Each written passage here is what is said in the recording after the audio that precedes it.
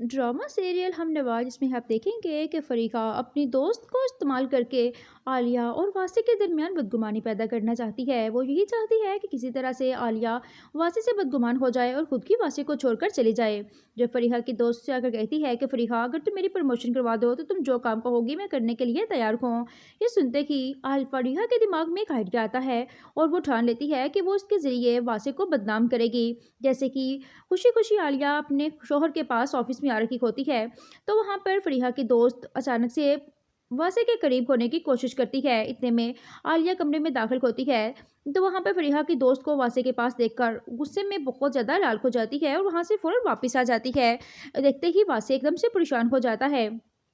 वासे आलिया को एक्सप्लेन करने की कोशिश करता है, लेकिन टूटे हुए दिल के साथ आलिया फ़ौरन से वहाँ से वापस आ जाती है।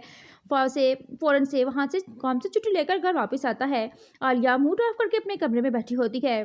जैसे ही वासे घर आता है तो अकरम को सारी सच्चाई आकर बताता है कि आज हमारे साथ यहाँ पे ये हुआ है और अरे ने मुझे किसी लड़की के साथ देख लिया था, हालाँकि मैं उस लड़की को जानता भी नहीं।